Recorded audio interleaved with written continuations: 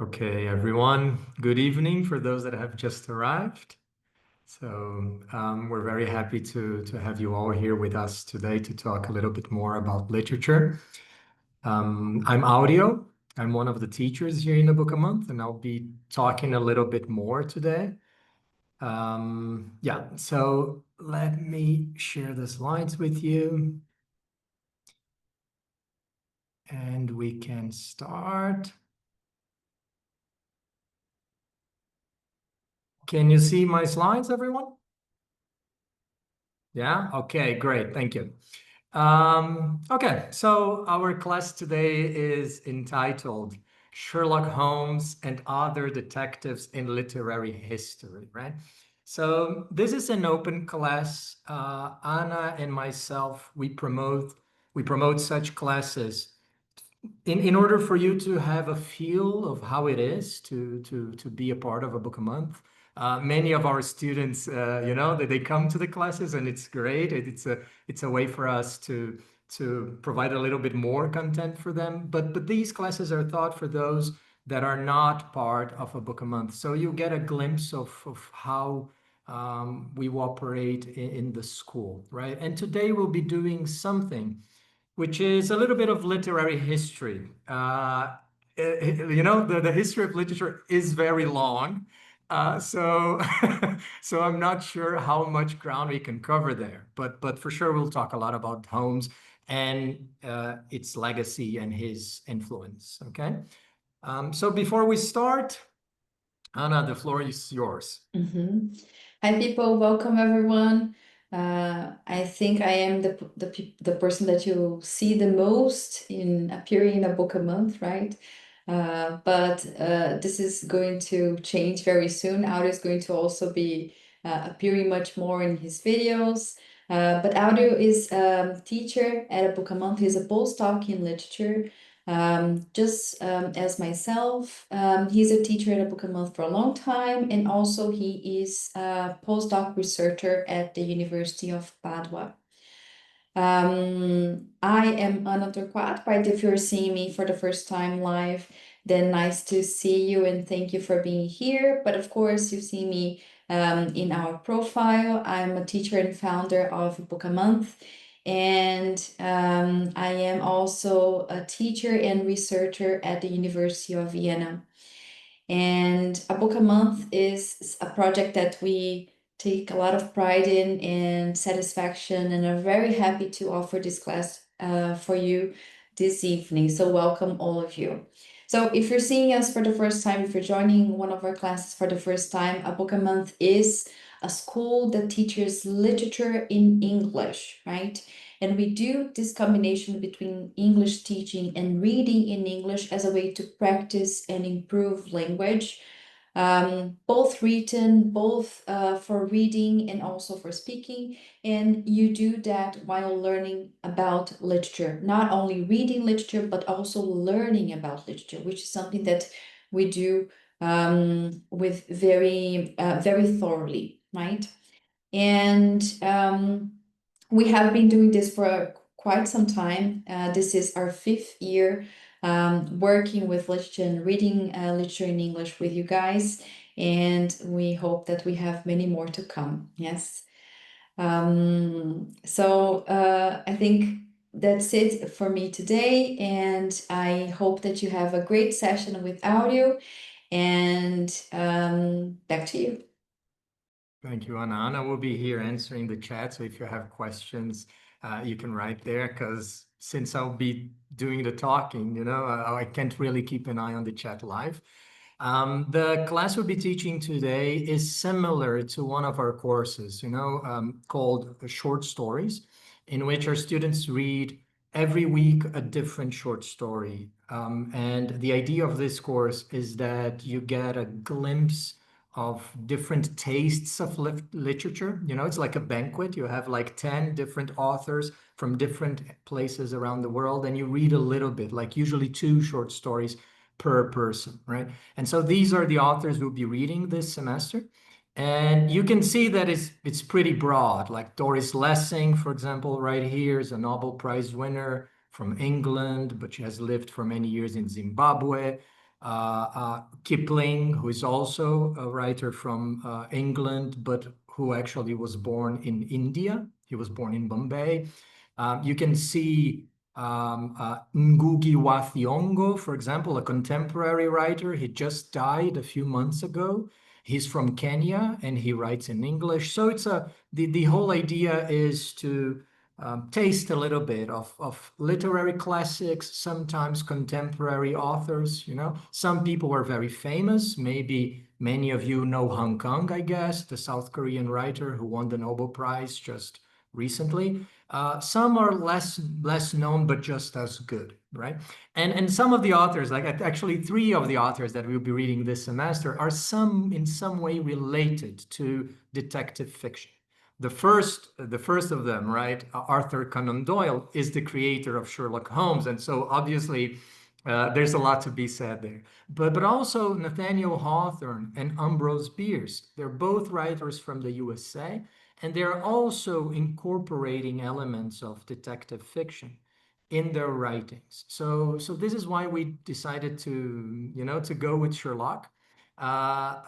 You know, to give an introduction to our students, something we'll not really be covering in the classes, because in our classes we debate the short stories, right, and the text. So we read first, and then we come to the class, we teach a little bit, and then there's a debate among the students, and so we don't have the opportunity to do literary history in the way we'll do it today. So it's slightly different, okay?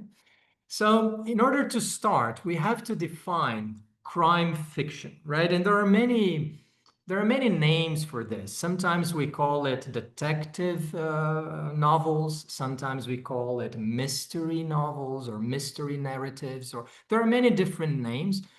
In English, they use a lot this one, a crime fiction. And I like this term because it is very broad. Crime fiction actually is bigger than detective fiction, you know? So detective fiction is a subgenre of crime fiction, okay?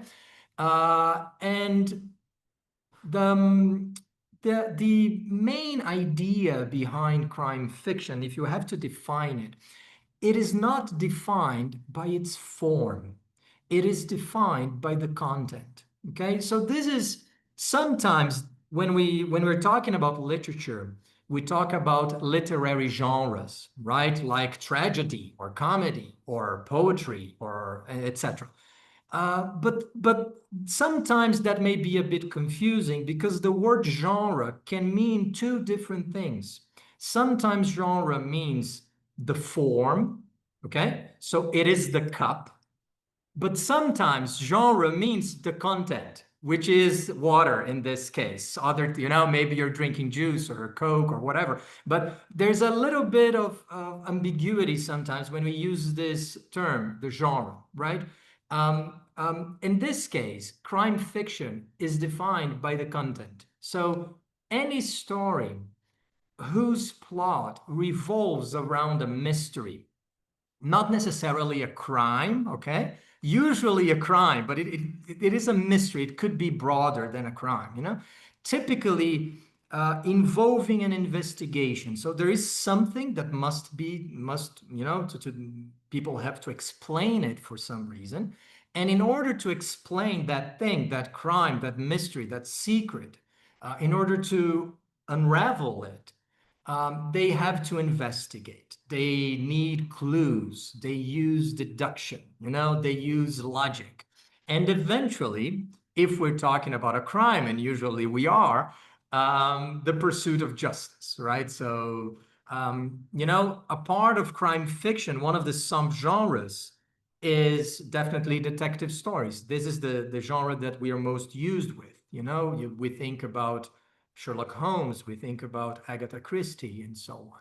But there are also others, you know, for example, police procedurals, okay? Those are, you know, those kind of movies when you already know who committed the crime, but this person is a powerful billionaire or an influential politician, and then there's no way to put that person in jail.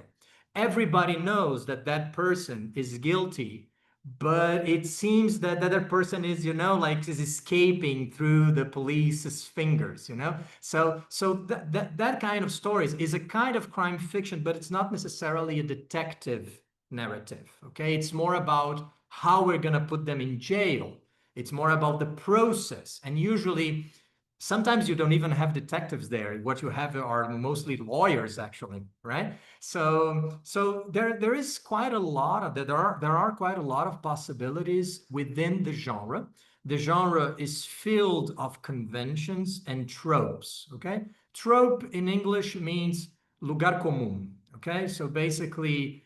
There are certain patterns, certain things that we have to accept when we're reading crime fiction. There are some expectations, when we start reading. If by the end of you read the entire novel by Agatha Christie, if you get to the end and she doesn't reveal who the murderer is, you feel, you feel cheated. You feel like, what the hell?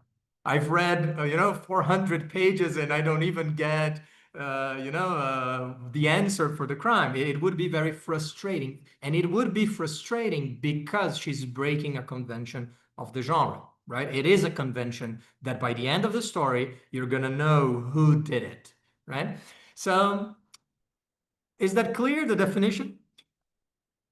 So one interesting thing about crime fiction is that since it is determined by the content, okay, what I mean by that is that I can write a poem that is, if this poem is about the solution of a crime, even if it's in meter, even if I'm using rhymes, it is still crime fiction. Okay, so the form might change, but what is important here is the content, and um, in this way, crime fiction is rather similar to other popular genres like science fiction, okay, like fantasy. Fantasy is also defined by what people do. If you have magic, if you have dragons and things like that, whoa, probably is fantasy. Wizards, you know. If by the same token, if you have crazy monsters that are brought up in a laboratory, it is probably science fiction, because of the content. And horror, it's working the same way. You can have a horror poem, you can have I don't know, horror theater if you want. So you can vary the form. What is important in here is the content. And then now that we already have a definition and we already know its peculiarities, we can think about, drawing a short history of crime fiction. And when I was preparing the class and, preparing the slides, I realized that I was maybe a bit overambitious in wanting to present the entire history of crime fiction. It's pretty big. And so, but I already had, by the end of the class, when I finished everything, I already had the slides ready. So I decided to just add the short. So this is a short intro, a history of crime fiction. And now I'm actually thinking that I should even have said very short, because we only have 1 hour or so. And there's quite a lot of things to be said. As anything in literature, when we start to talk about history, people often wonder when things started. We suddenly want to find the inventors of it all. Who created? So who is the father of science fiction? Who usually are fathers. It's a very annoying thing, but usually it's always guys, right? I think the way that the history is traditionally told, right? One of the things that have been done in recent decades is precisely challenge that assumption that was practiced for a long time. And this whole idea of finding who is the father of this or the creator of that is a bit, it goes against what we really need in here. It doesn't really add much, and sometimes it creates confusion. To give you one example, we could argue that detective fiction starts, if you want, in the 1001 Nights. Okay, in there, this is the famous As Mil e Uma Noites, right, in Portuguese.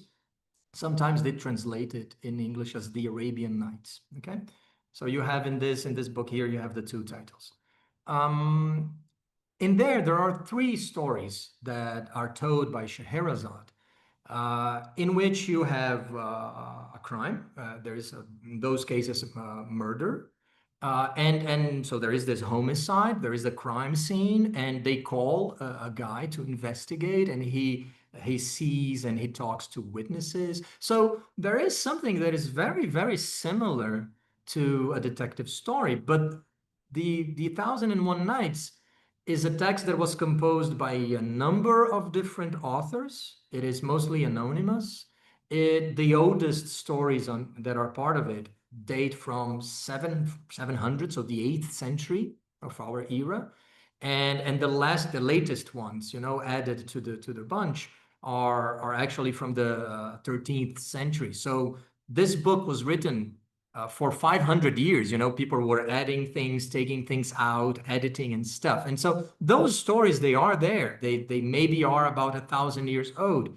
And you could argue that that is the beginning of crime fiction. Okay, it's not what it's not what you're going to find in the books about the history of literature, but it is a possibility. Or you can go even further. In the Bible, for example, David, in a certain moment in the Old Testament, David, he interrogates two different people and he is able to contrast their stories. And you could argue that maybe that is a kind of detective fiction. And you can go even further, if you wish, maybe Gilgamesh or whatever. So it's always difficult to pinpoint one inventor of everything. But there are certainly very important checkpoints along the way, right?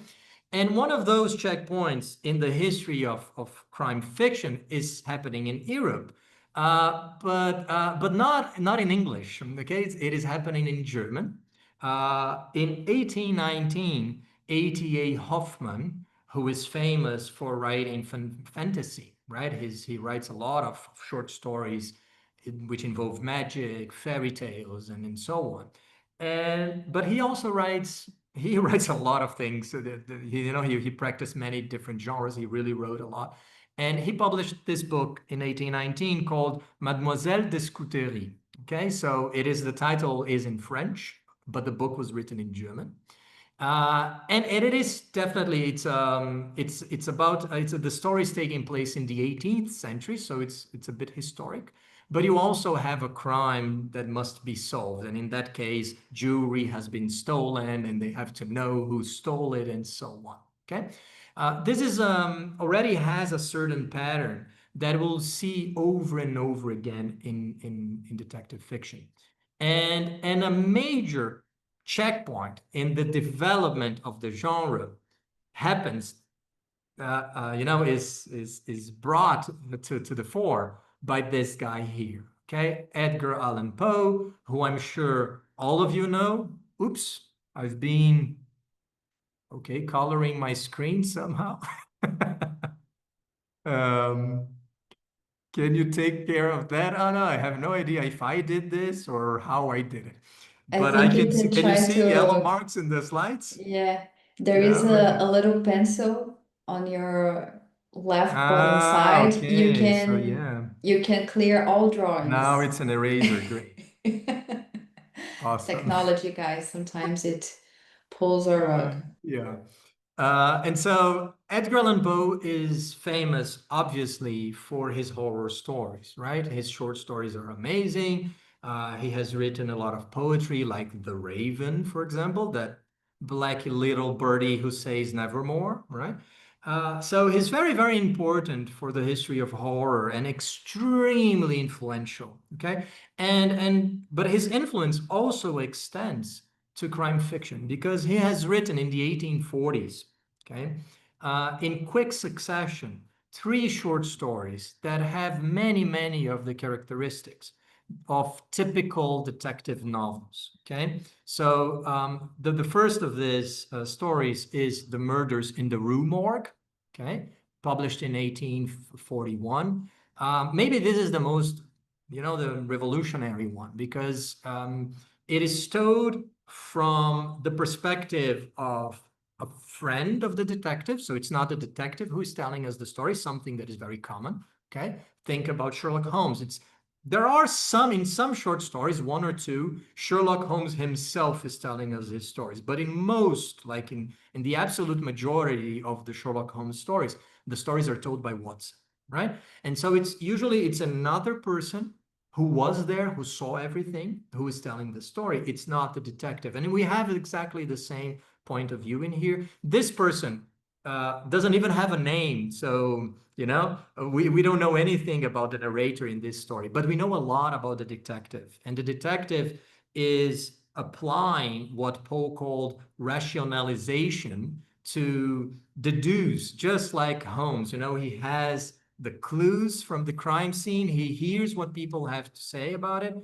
And then he thinks about it, and he's a little bit able to solve the crime just by thinking, almost as if his brain is so powerful that he's not even investigating much. Something that we will find not only in Sherlock Holmes, but also in Poirot, for example, the detective of one of the detectives created by Agatha Christie. Right?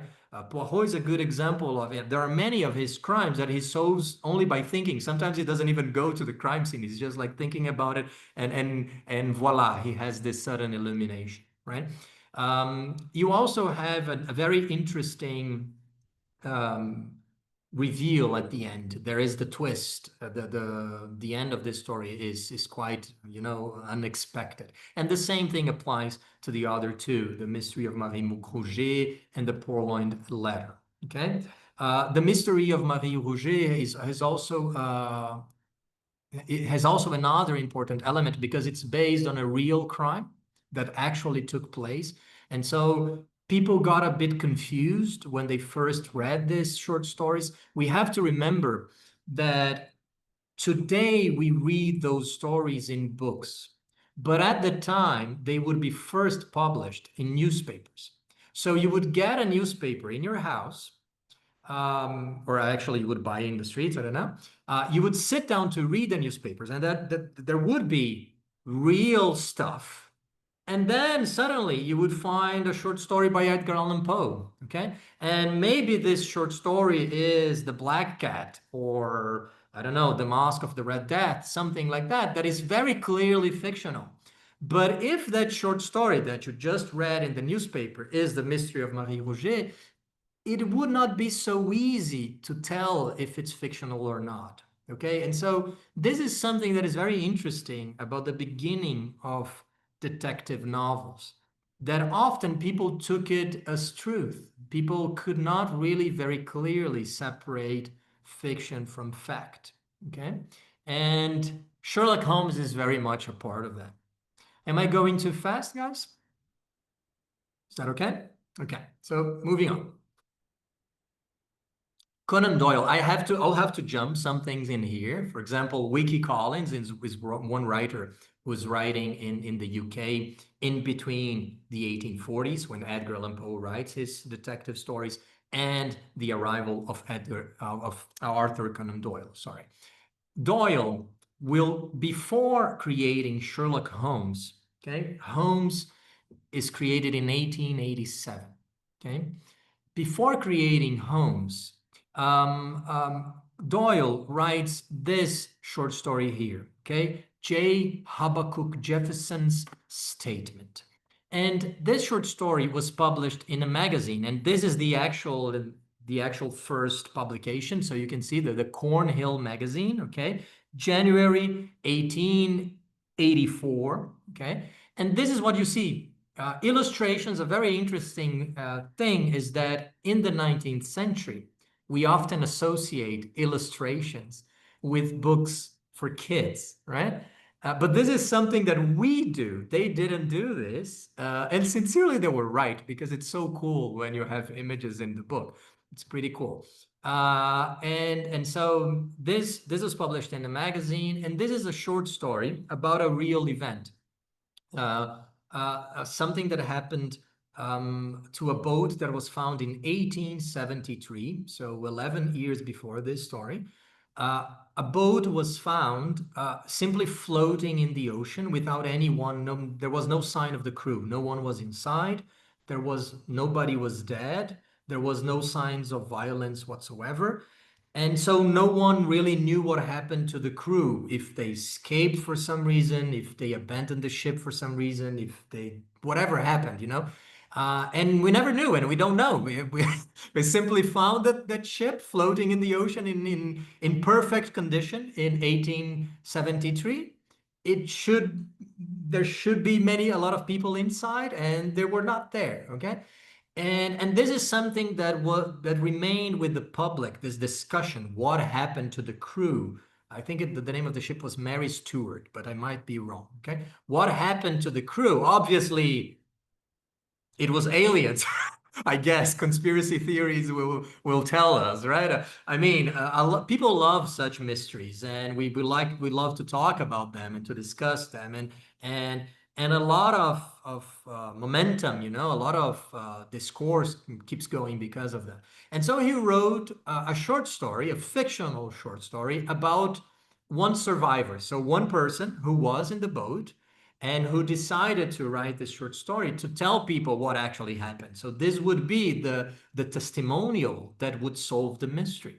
The only thing is that this was a fictional thing, but when it was published, it was a tremendous success because people thought that this was finally the truth at last. They found someone from the crew, and now we know what happened. Um, and so and there's apparently Poe did this, as I've mentioned, more than once. And Poe often did this, on purpose, because fake news is pretty good for making money, as we all know by now, in the 21st century, right? So people use fake news to make money. They do it today, and they also did it in the past. We have to remember that Edgar Allan Poe was one of the first professional writers. Okay. He tried to write as a profession, and that was something pretty new. Okay. Most writers could not really survive only by writing until more or less the end of the 19th century.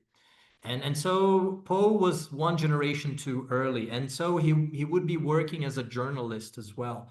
And in order to, he actually even owned a couple of newspapers, and he was the editor of newspapers and things like that. And so in order to sell newspapers, fake news were pretty good. And so for Poe, this confusion between fact and fiction sometimes was a bit deliberate, because if people thought that it was for real, they would probably talk more about it. They would get more interested in the story, and he would sell more newspapers. Okay.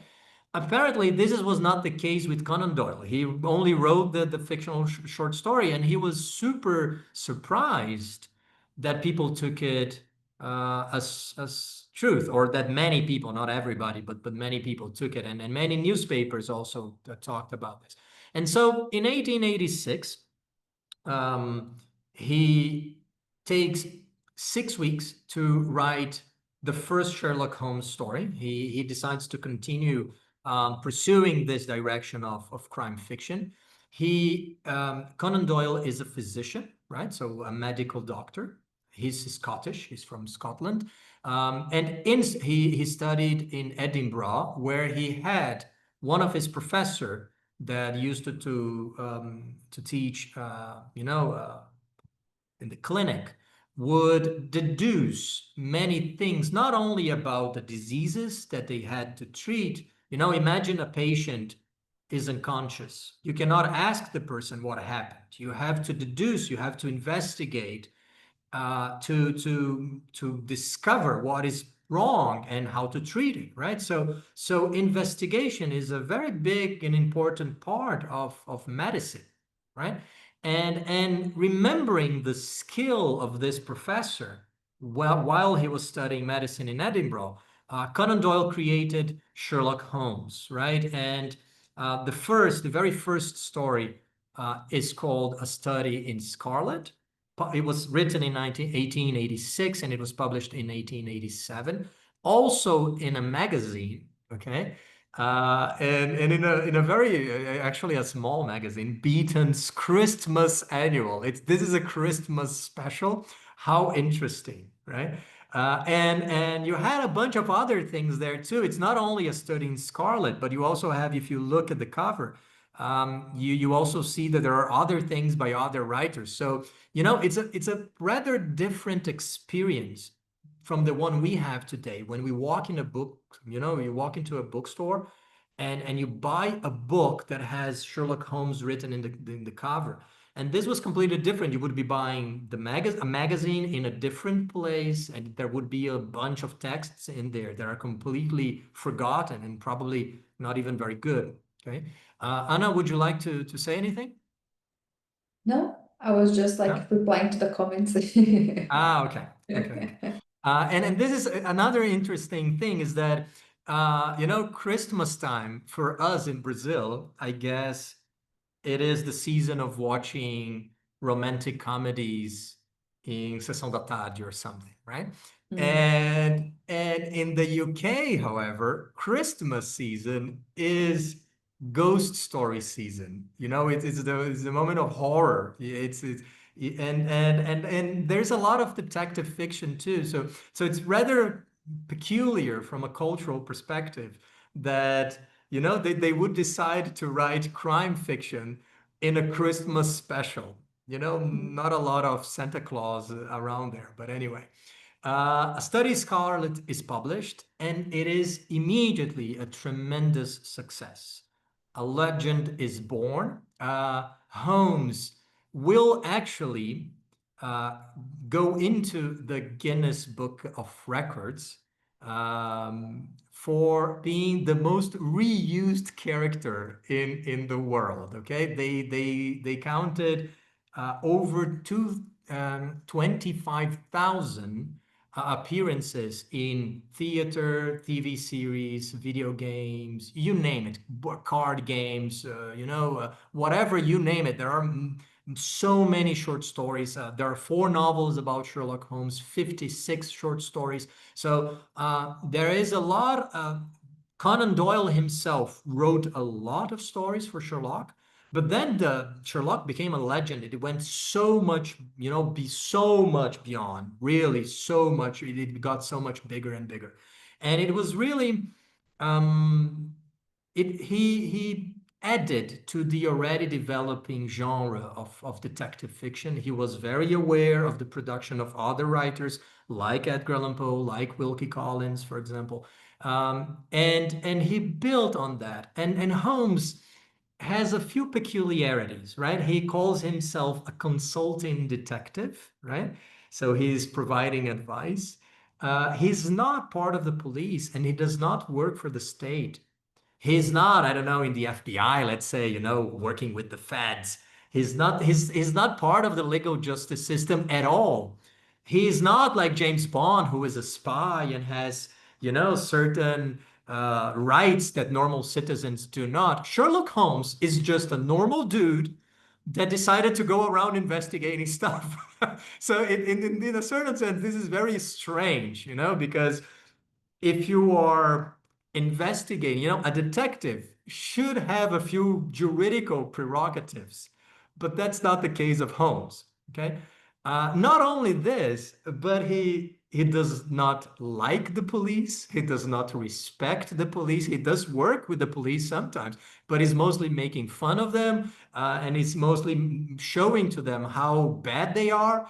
And at the same time, he doesn't make any effort to help the police improve, nor to actually arrest the criminals. This is so interesting about the psychology of Sherlock Holmes.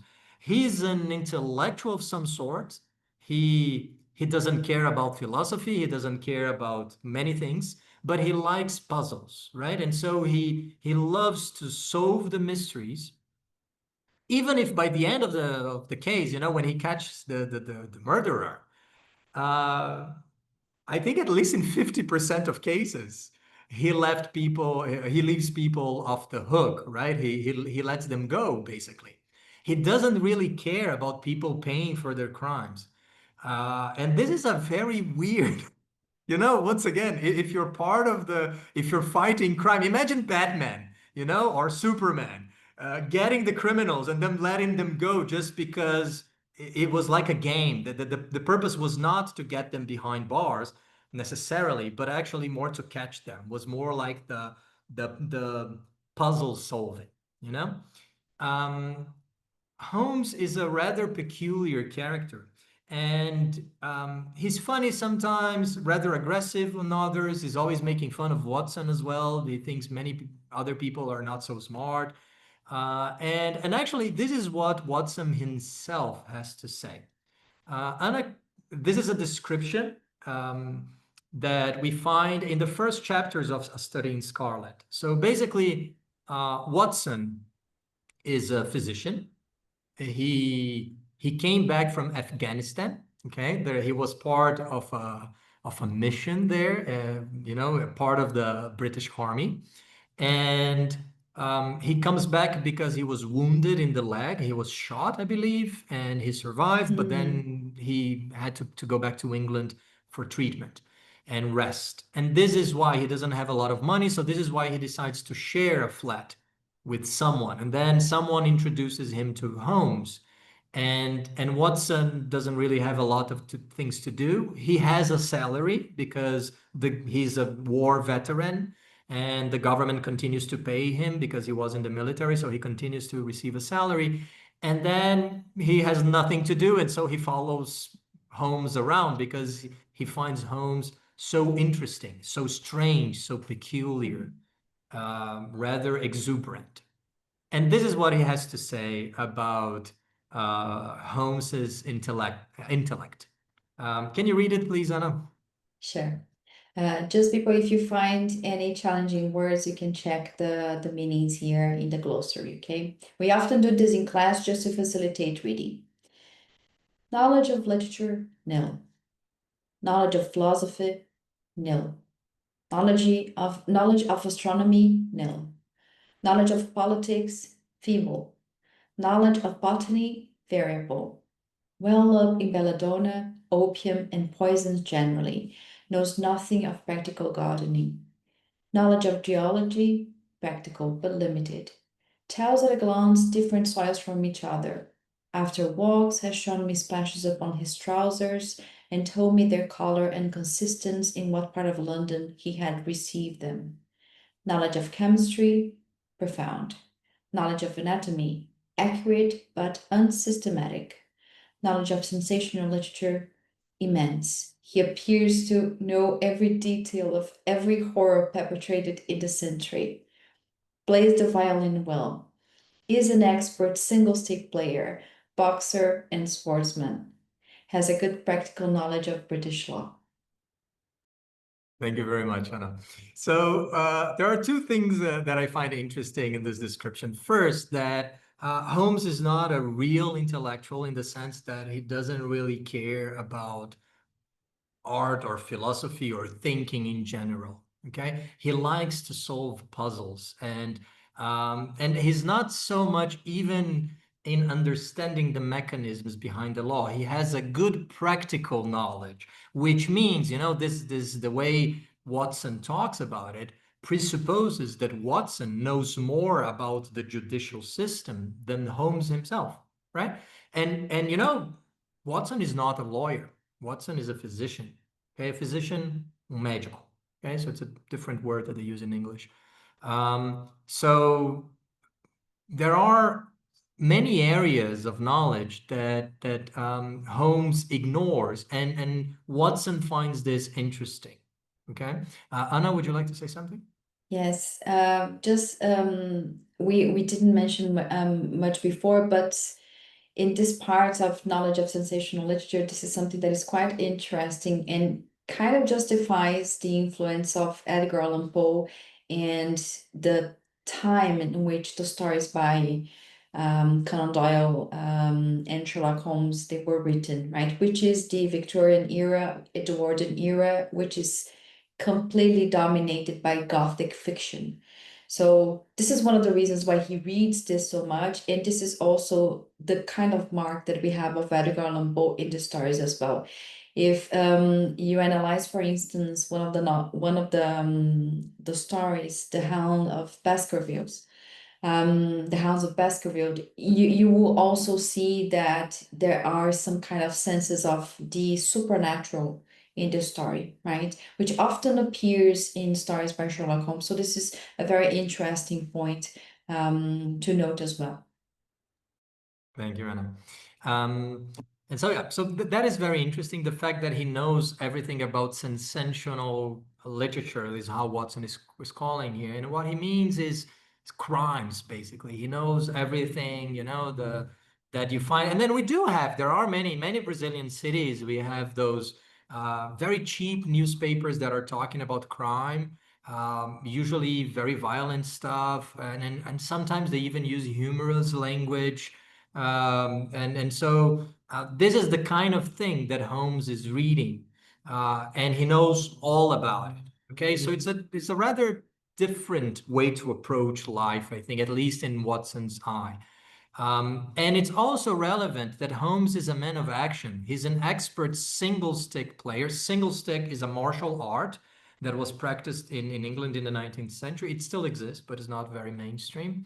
And basically, it's how to fight with a piece of wood. Okay, so you have a baton, you have a stick, and then you beat people with it, basically. But you have different moves and stuff. So it's a martial art, and he's very good with a stick. He's a boxer, and he's also a swordsman, right? So he knows how to fight with different weapons, and he's an expert in all of those areas. So you need it if you're gonna fight crime, even if you're not part of the police. Not only this, but Holmes has another interesting characteristic to him, that is the life outside the novels, the life outside of the short stories is rather credible, okay? There are many things about Holmes, like, for example, his address, 221B Baker Street, that we are left wondering if it's fact or fiction. Such place does exist. This is a map of London in 1890, and there is a Baker Street, okay? But actually, it was the same street had three different names because it was broken down at about the number 85.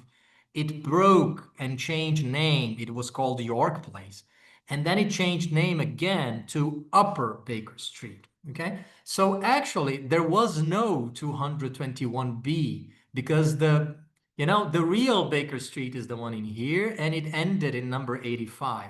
So it kind of could exist, but didn't exist. If you were from London and you wanted to check and you wanted to visit maybe Sherlock Holmes' office, you would not find it, okay? It's a little bit like Hogwarts, I guess.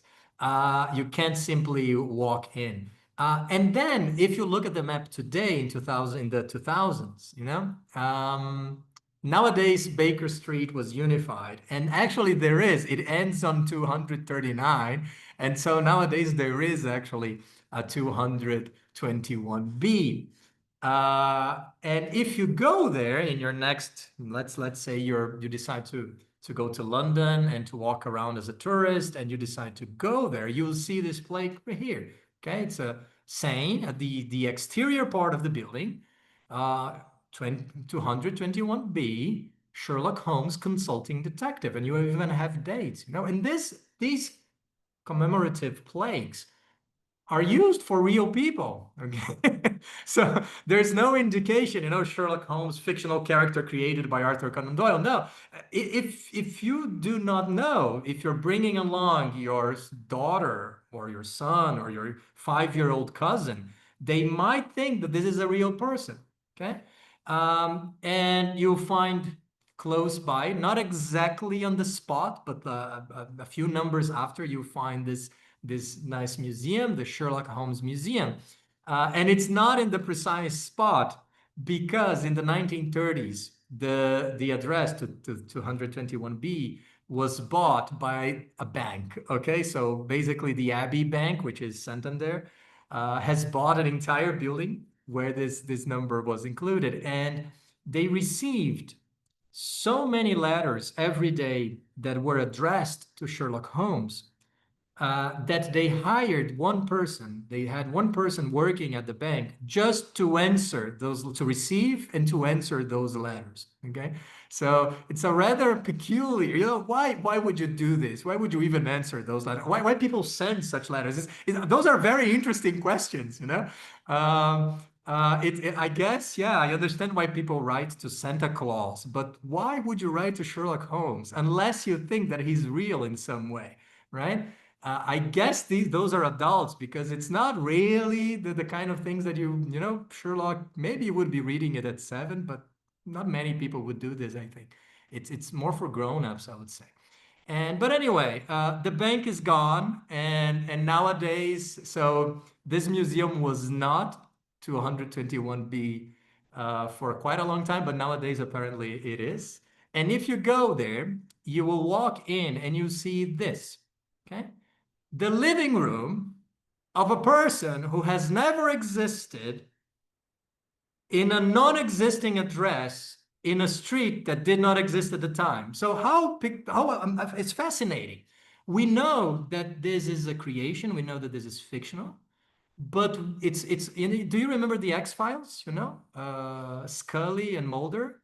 I want to believe. I think that's what's going on in here. I want to believe. I know that he's fake, but I wish Holmes existed, and so I'm gonna go there. I'm gonna look at this room holding objects that are totally fake. Okay. And so the whole thing about Sherlock Holmes is that the fiction is not a fiction. Okay.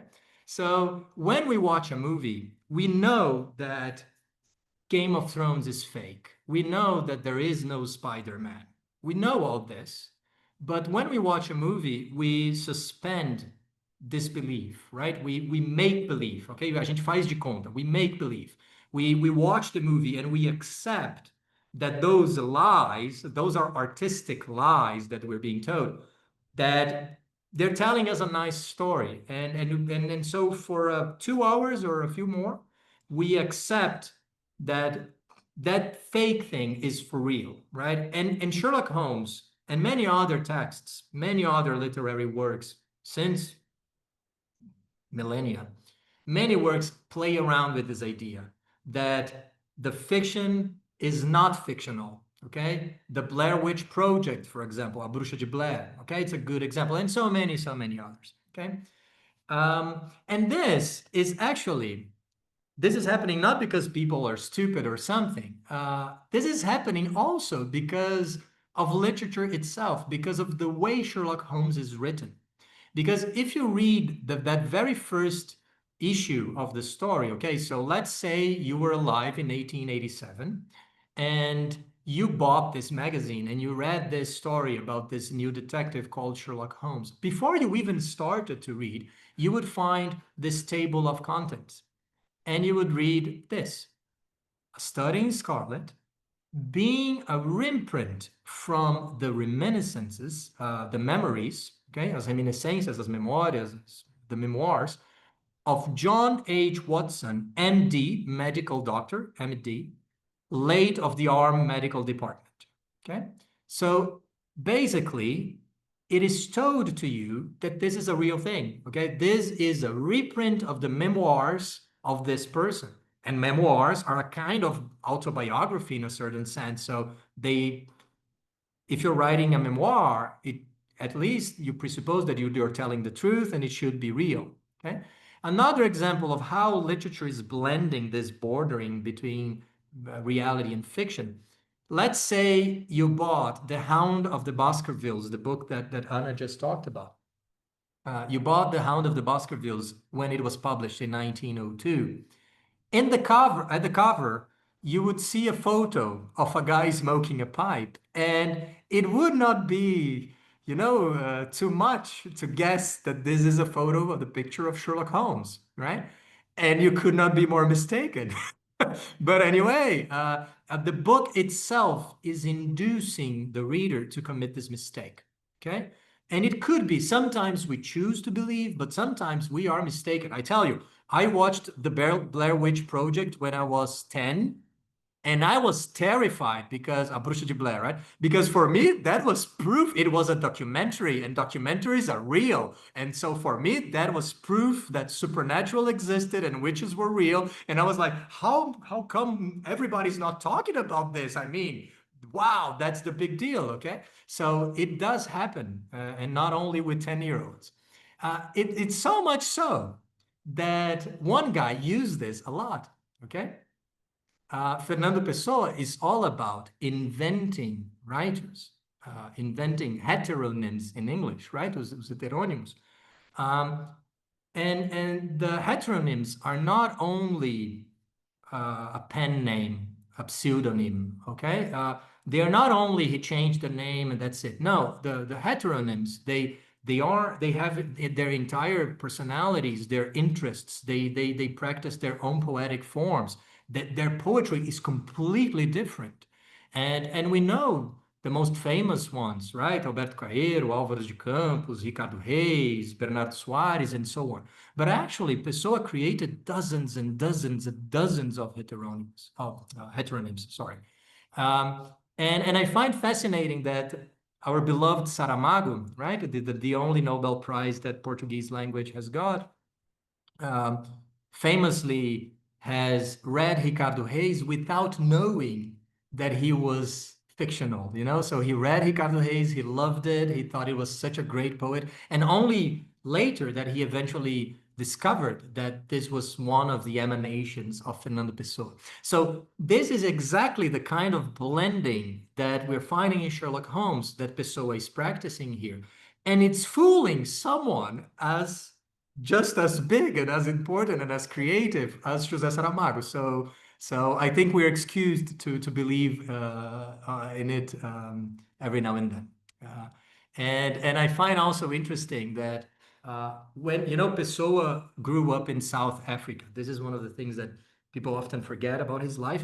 He's a very interesting person, right? And he lived for most of his life in Lisbon, but he spent many years in South Africa. This is why he also wrote in English.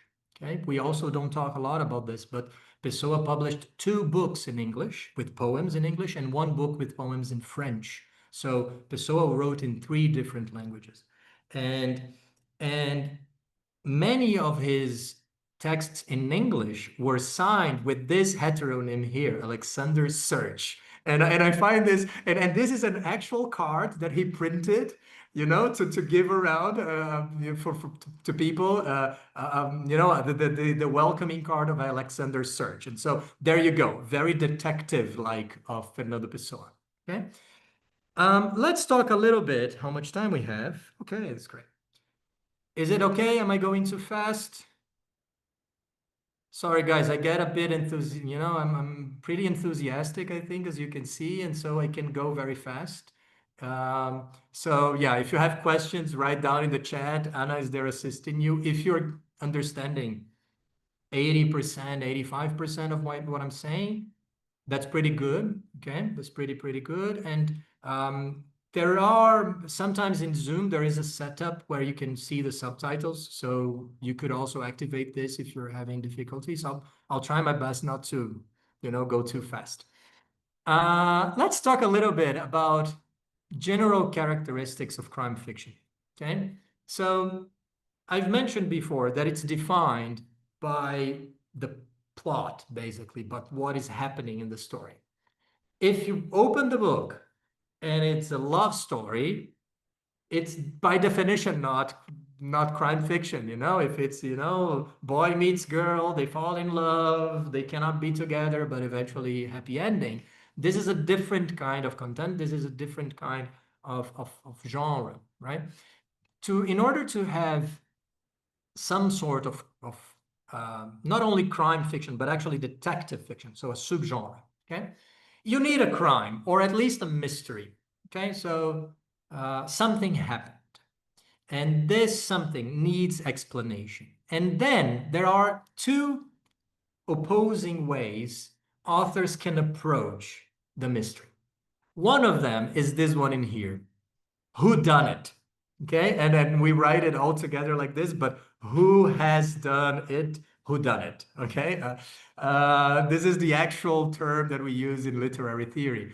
And the whodunit type of story, it's precisely about discovering who did it, right? So you want to know who is the murderer. You want to know who stole the painting, etc. Okay. Um, the opposite of the whodunit is the next one. How catch him? Okay. How to catch them? Okay. How catch him? Because usually in this kind of story, you already know in the beginning who committed the crime. Okay, who did that? Sometimes, or at least you have a very good indication. You already know how the crime was committed. But now the whole point of the story is seeing how the police and the detectives are gonna get the criminal, how they're gonna work with the clues, how they're gonna eventually get to him or to them at the end. So one is about finding the solution to the crime, and the other one is about already having the solution, but then getting the person into justice. Okay, so in a certain way, they are one the opposite of the other, because in most of the how catch them, in most of these kind of stories, you already know who the person is, or at least you have a very strong indication. So the stories are built in slightly different ways. You always have, and there are many possibilities in between. Okay, guys, there's not, those are the two extremes, I would say. And then you have many possibilities here and there and different nuances, right? Then the creativity of the author will show itself in combining all the possible characteristics. You also need a detective, clearly, someone who is collecting those clues, who is finding the patterns, and who is having suspicions, so he's creating hypotheses and testing them, and we are following it usually with a privileged perspective, because we're following it, as a best friend, or as, I don't know, as some kind of colleague. But usually it's not the detective himself or herself who is telling us the story, okay? The person who is telling the story is usually the sidekick. So the last image in here. Watson is Holmes's sidekick, okay? Sidekick is this term for the lesser hero. So both of them are important, both of them are heroes, but Watson is a little bit less. He's always a bit less. He's less intelligent, he's less active. He's always lost, and it has to be this way, because Watson is always a bit lost, and precisely because Watson is lost, that Holmes shines so much. So the sidekick is a bit limited, precisely to give the protagonist a lot of space to give us surprises, to give us to create the suspense and everything. And the sidekick brings to the story. Usually the detective is a bit peculiar. Holmes is filled with peculiarities, and Watson is a rather traditional guy, and so they complement each other very well. And this is something that usually happens. Sidekicks usually complement the hero they are helping. This is not only something that only exists in detective stories. Okay, you can think of Don Quixote, for example. Okay, Don Quixote. He has a sidekick, Sancho Panza, right? And they are really complementary. Even in physically, Quixote is very tall and very thin. Panza is small and fat. And so even physically, they are a little bit the opposite of one another, And you can go beyond. You can think about Shrek. Okay, as sidekicks, think about Toy Story. Okay, Buzz Lightyear and so on. I mean, you usually have this dynamics of one main hero and then his helper, and the helper is the sidekick. So the two of them are trying to interpret the clues, and eventually they're gonna get we're following the story from the eyes of the sidekick. And this is important, because if we were inside the detective's head, we would know, there would be no surprise, because the discovery would grow little by little. There would be not a sudden revelation of who the murderer is. Holmes often knows who the person is almost since almost the beginning of the story, but then he wants to find the proofs and everything, and then in the end he reveals it. And usually uh, he never tells Watson before, so Watson is always surprised. And this is why we're following the story from the sidekick's perspective, because he has less information and therefore there's more surprise, right? It's cooler this way, basically. And the detective has a lot of suspects, but we are readers, we as readers, sorry, we are also trying to solve the crime, right? But we don't have enough all the information that the detective has. And often the author will plant fake suspects to us, and the terminology for those are red herrings. Okay, a herring is a kind of fish, arenque in Portuguese. I don't understand a lot about fish, but I believe this is the name in Portuguese. And so, imagine a red fish, okay? That would call a lot of attention. And so this is why it's called a red herring, because there's always a very obvious suspect.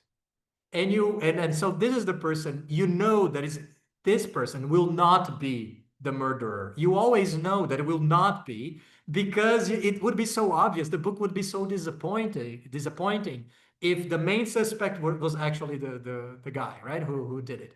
And so the red herring is there as a fake clue to make you look in the wrong direction, and then you get a surprise in the end. Okay, so we often welcome the red herring, actually.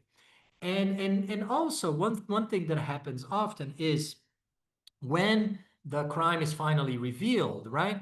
There is some kind of action in some point of the story. So the criminal will try to escape, or he's gonna kidnap someone, or he's gonna fight Holmes, or he's gonna do something. And so there will be some kind of action, fighting, persecution, uh, driving cars very fast, whatever you wanted, explosions. And so you often have this element of action within the story, right? And so detective fiction is in one sense a very fixed genre, because it has a certain pattern that has to follow.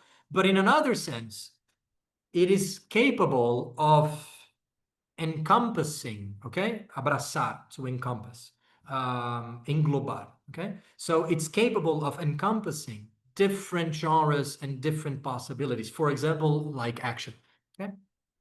And so this is Watson, okay? And you can look by his mustache. This was how people would be dressing, very proper, very traditional, very Victorian. He, once again, is a doctor, and he's portrayed as the traditional gentleman, the traditional Victorian era man, and precisely the opposite of Holmes. Holmes is not married. Holmes doesn't really have, his job goes in and off. He doesn't really care about what society thinks of him. So he's a very different person living a very different lifestyle. And so Watson, being the very traditional guy, once again emphasizes the contrast between the two. Okay. And now that we have talked about all the elements of crime fiction, we can try to see how it has influenced other genres as well. Okay, I've mentioned in the beginning of the class that for surprising reasons, science fiction and fantasy and horror are rather similar in some ways to crime. And we can find this in fantasy. So I'll take one example from one of our courses, okay?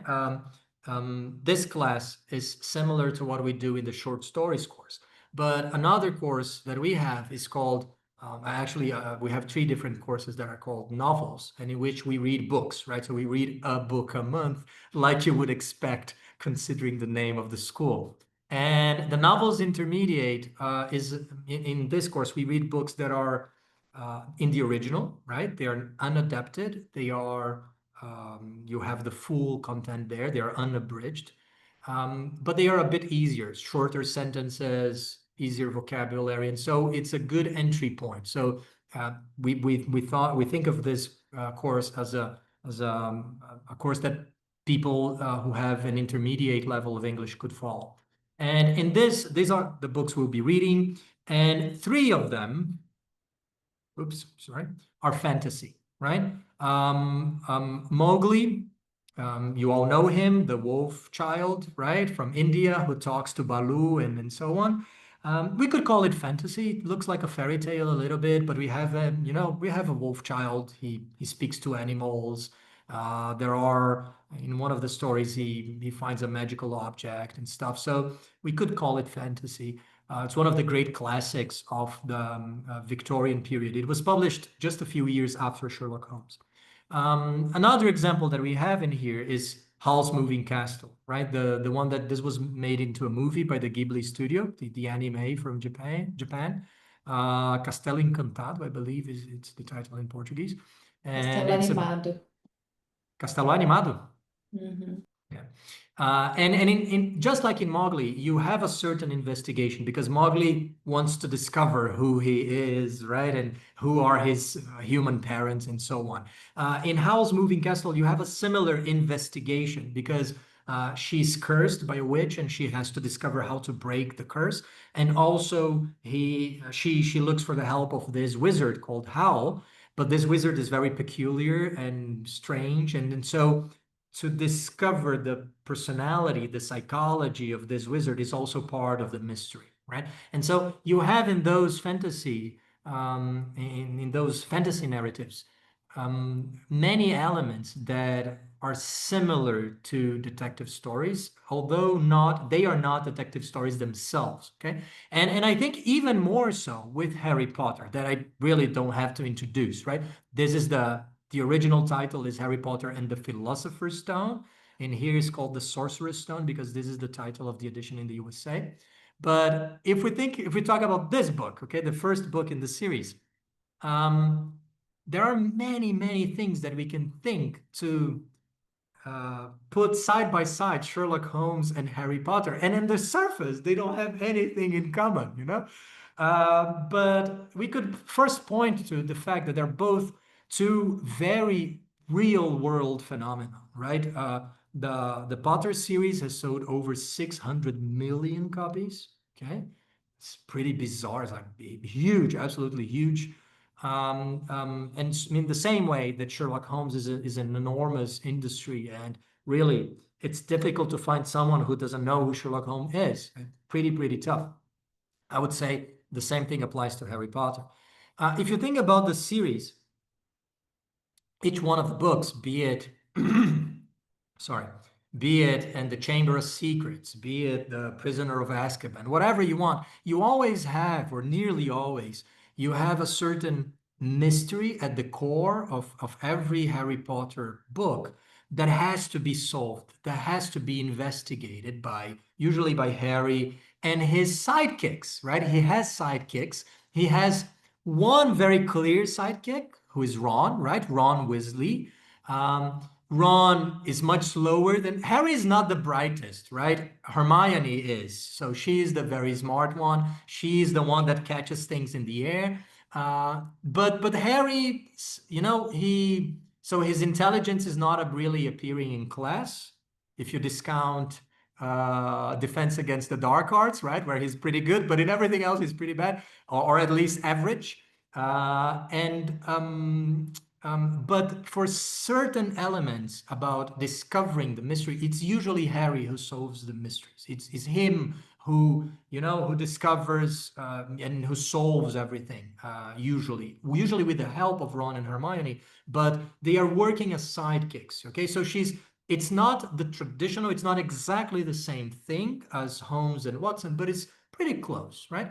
And just like Holmes, Potter has his exceptional protagonist in the sense that he has skills that are necessary to solve the mystery, right? He can fly very well, and he often needs to fly to be able to do things, okay?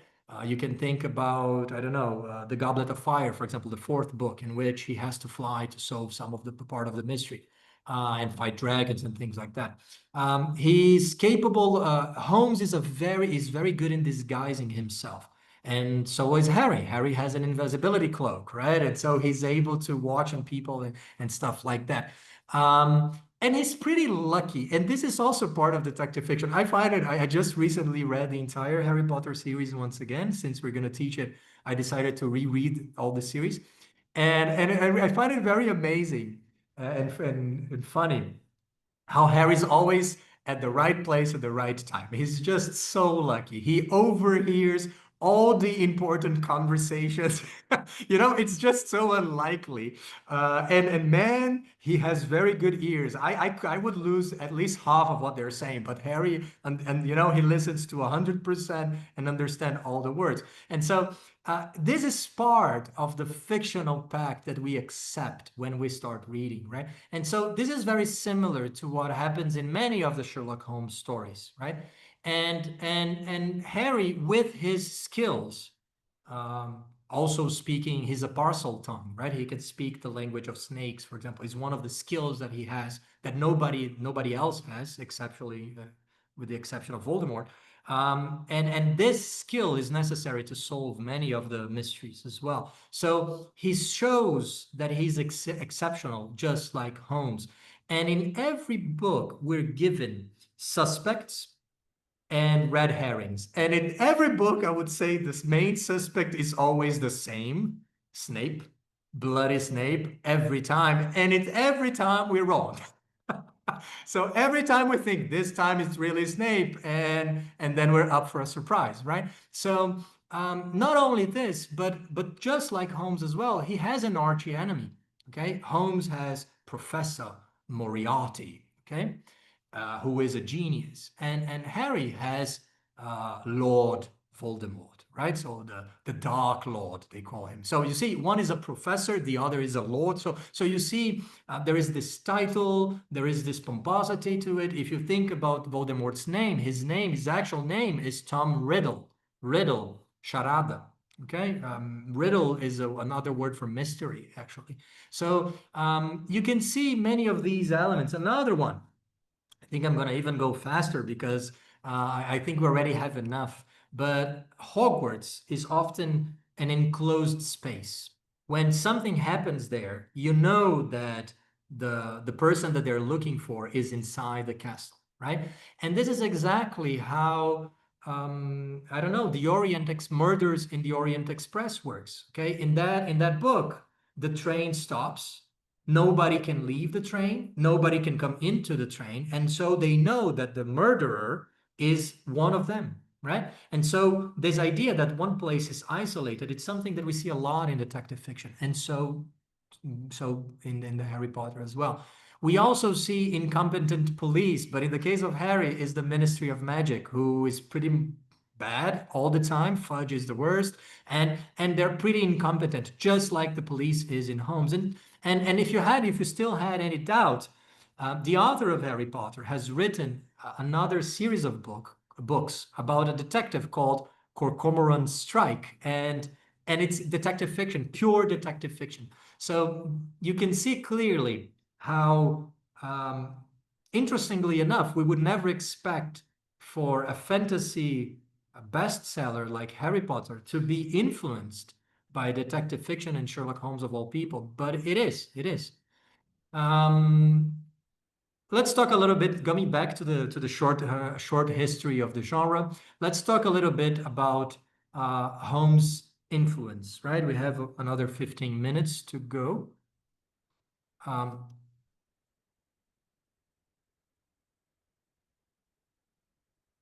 I'll just reshare my slides because they're not moving.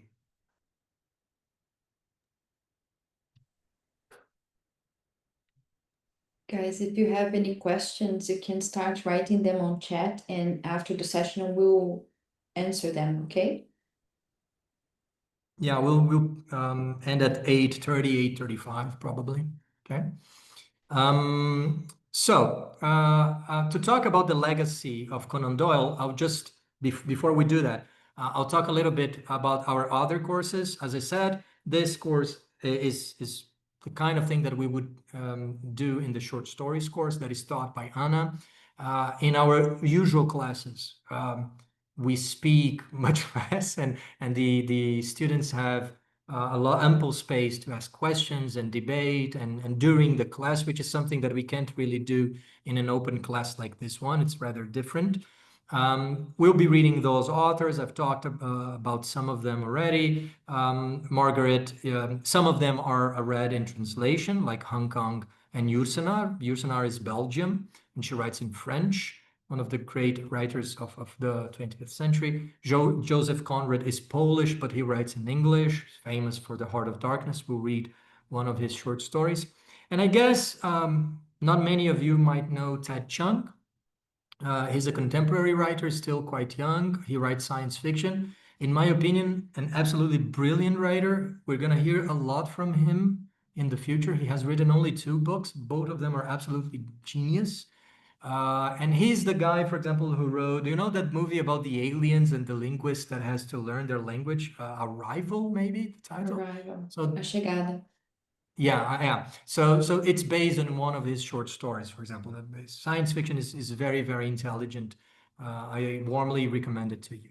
Another course, this one is taught by me, is called Reading Class. And the idea of the short story is that if you have up to an hour of time every week to read, this is a good course for you. But if you don't have time at all, you could try the Reading Class. In this course, what we're doing is we're reading short stories or sometimes poetry as well, but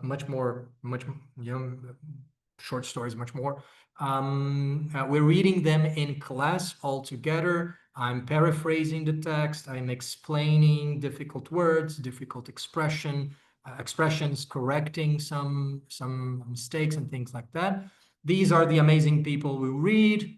Too many to present them now, but Tolstoy, for sure, you know. Coleridge is one of the most important romantic poets of England.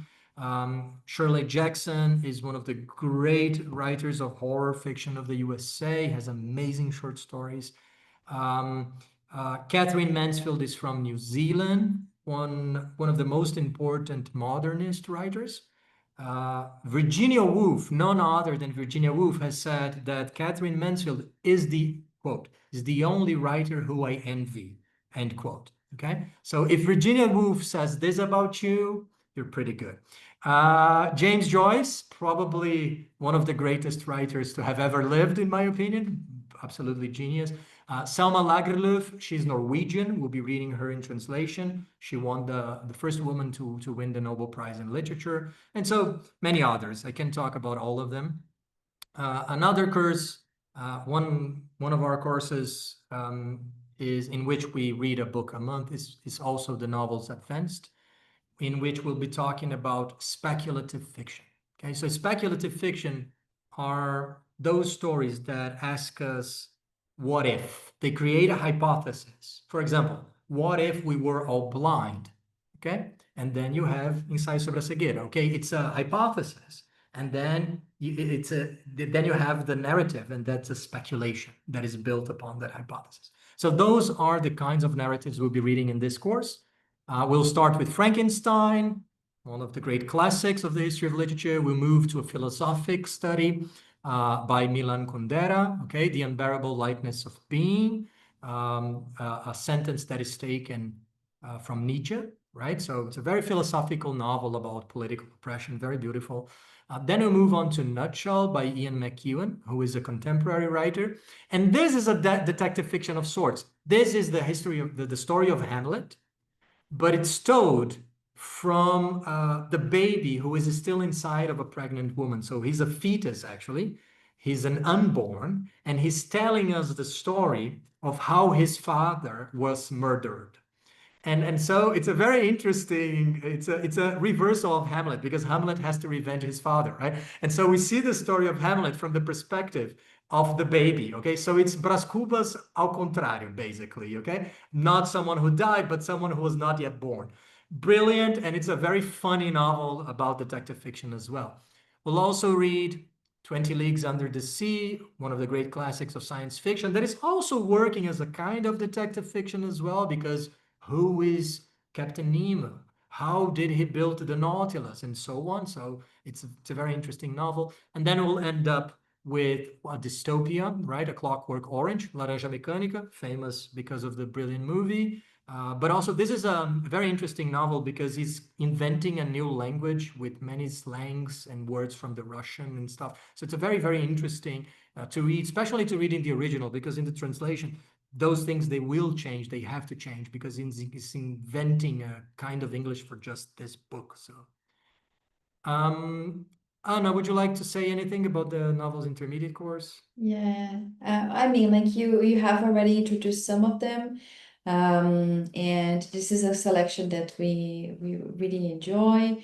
But I think we haven't mentioned much further The Bad Beginning, one of the novels of a series of unfortunate events, Desventuras em Série, which is a classic, right?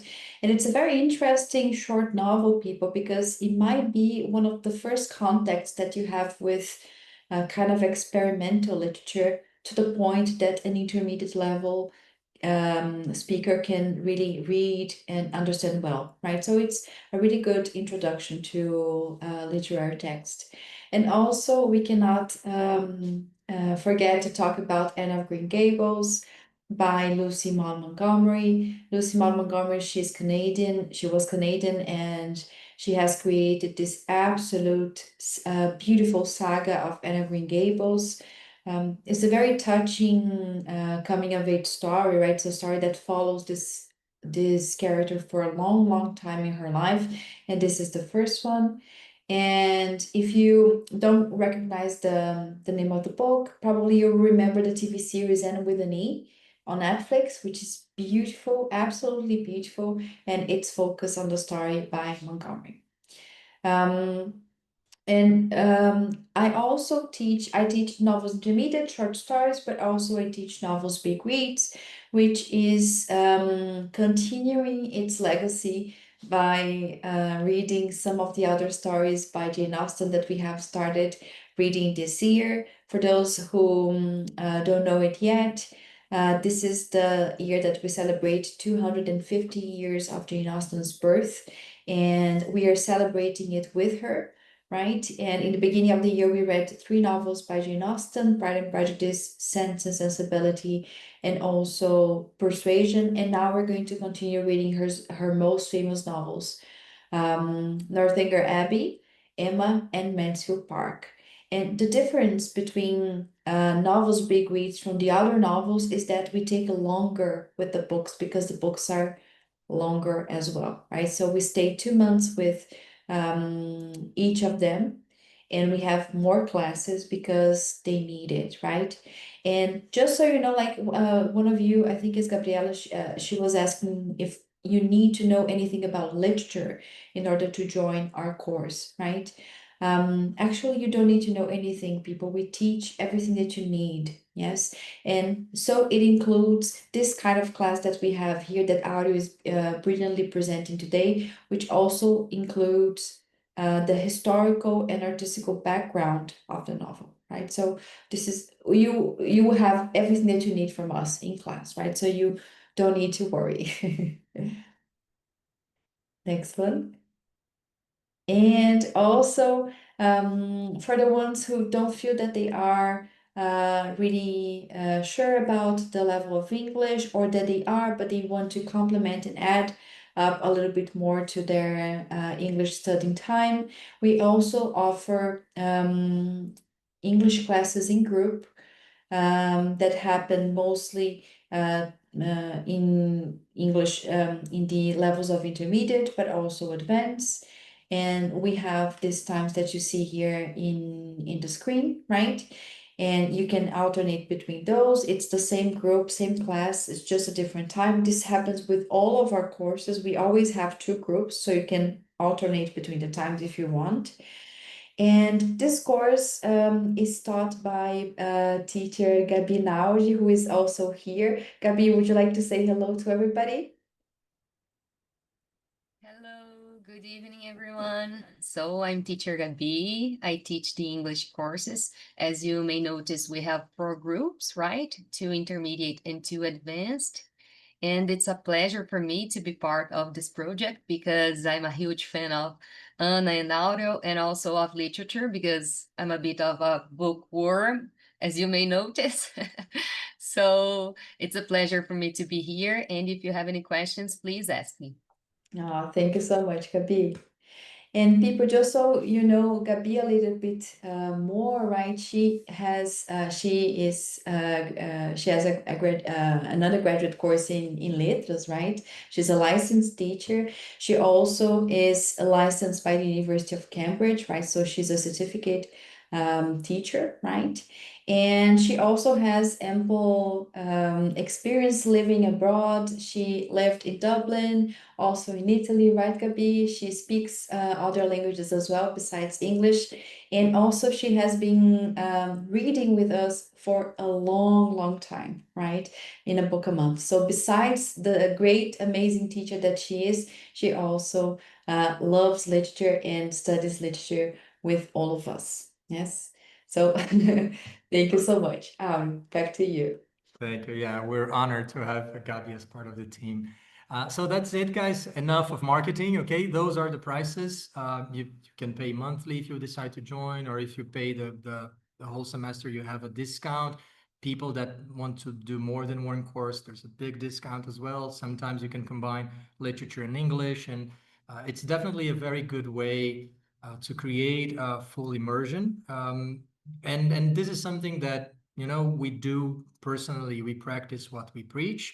You can see our books in here, and if I don't know if you can read the titles, but you'll see that there are many books there. Most books actually are in foreign languages, and so we actually do this all the time in our own studies. Both Anna and myself are studying German at the time, at the moment, and we also do exactly this. So we know that this thing works. It's interesting, it's motivating, and it works very well. Those are the schedules. If you want to have a look at it, you find it in our website, in the Instagram. So it's pretty much everywhere, or just talk to us. We can send it to you. Okay. Enough of marketing. Let's talk about the good stuff. Okay, back to the history of crime fiction. We're almost done. So the first story by Sherlock Holmes is published in 1887, A Study in Scarlet. And then 3 years later, we get The Sign of the Four, right? Which is also published in a magazine and now in the Limp Scott. This is very cool because when this story was bought, it was in a meeting, and there were three people in this meeting. The editor of the Lipin Scott magazine, Arthur Conan Doyle, and none other than Oscar Wilde. Okay, and so the editor called them and asked for new stories from scratch. And so Conan Doyle wrote The Sign of the Four, and Oscar Wilde wrote The Picture of Dorian Gray. So it's pretty cool because in this magazine, from a few months later, Conan Doyle finished it before, and so his book was published before. And then just a few months later, it was published. The Picture of Dorian Gray was published. Okay, another great classic from the period. And actually, Conan Doyle knew and had read already Oscar Wilde. He appreciated Oscar Wilde very much, and he was so surprised and so honored because Oscar Wilde already knew about him and had read already his books. And so Conan Doyle felt like the luckiest person ever in this meeting. Anyway, so he writes another novel in 1890, and then two collections of short stories in 1892 and 1894. Each one of those books, The Adventures of Sherlock Holmes and The Memoirs of Sherlock Holmes, they both contain 12 stories each. So you have 24 short stories in total. And the thing is, Conan Doyle was not a big fan of Sherlock Holmes, surprisingly. Okay, he thought that these books were worse than his real literature. Okay, so he wrote another 26 books that are not related to Sherlock Holmes. And he thought that those books were the real thing, and Sherlock Holmes was just this, this hobby that he had. And so he didn't really want it to continue. He didn't appreciate so much the success. Strange, but that is how it was it. And so he killed Sherlock Holmes in the last story of the fourth book, okay, of the memoirs of Sherlock Holmes. In the last story, he dies, okay? He hugs Moriarty and they jump from a waterfall in Switzerland. And so he falls to his death. But we never see the body, right? But he disappears. And so that's it. The public got insane. Everybody was so mad. His editor was so mad because by this time Sherlock Holmes was an industry. It was a gold mine. You could get so much money. But Doyle, I kind of respect this. You know, he was seated upon a pile of gold and he said, "Yeah, I don't care. I'm gonna write other stuff." But eventually you have to pay your bills. Os boletins, ninguém escapa dos boletos. And so in 1902, he came back, he resurrected, Sherlock Holmes reappears with this novel, The Hound of the Baskervilles. And this is a very interesting one, as Anna mentioned before, because his flirt initially, it seems that it's not a person who is committing the crimes, it is a kind of a ghost. And, for at least half of the book, you think this is a ghost story. And so this is a very strange, it's even, I would argue it's even a new thing because it's a combination of a ghost story with detective fiction. So it's rather new in this sense. Then he will go on from 1902 until 1927, so basically 3 years before his death. He will write yet another novel by about Sherlock Holmes and another 32 stories. So we have 4 novels and 56 short stories in total. It's an enormous canon of stories by Conan Doyle.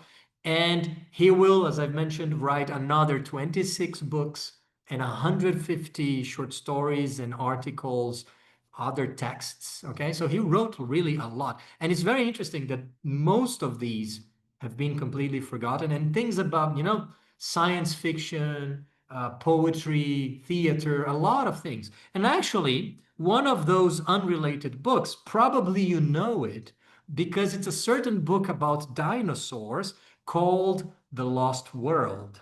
Okay? If you grew up in the 90s, I'm pretty sure you understand which movie I'm talking about, right? So The Lost World, that's it. But that's things for another day. But yeah, even in there, Conan Doyle is also related to Jurassic Park in some crazy way. That's it. We'll have another short story, another open class in a week, guys. If you want to join, we'll be talking about Mary Shelley and Jane Austen and how they innovate the Gothic, the horror as a genre. Okay, it will be next Saturday, so the 2nd of August, during the afternoon. Okay, and we'll be sharing all the material from tomorrow morning on the Instagram, and that's it. Thank you so much for participating, okay, and being here with us. If you have comments or questions, we're all ears, okay? Thank you so much. Thank you, everybody. Thank you, Áureo. People, if you have questions, you can either just open your mic and speak, or if you wanna use the chat, right? But one of them I have already answered, and the other one, Camila was asking if you can purchase the recordings of previous courses, right? For example, the ones that we had in the last semester and the previous ones, you can, right? All classes are recorded. So if you are interested in one of our past readings, you can just contact us through WhatsApp. This is the link, right? And we have a catalog. We can send you the catalog and you can choose the ones that you want to see. Yes. Any questions? Anything that you would like to say? No? Okay. Someone was asking what was the title of the 2 books that I've mentioned that Pessoa wrote in English. So I placed them in the chat there, okay? I had already answered. Okay. Yeah, I sent also a link to one post online talking about that. Thank you, Áureo. Thank you, everybody. All right, so if you don't have any questions, you can also, maybe they will pop up later and you can send us a message on WhatsApp. And when you're talking to us, you're always talking to me, actually. I'm always the person answering you. So if you have questions about the classes, about the teaching, about your level of English, talk to me directly, right? I'll be happy to help you. And yeah, I hope to see you all in our next open class, which is going to be taught by me, right, on the 2nd of August.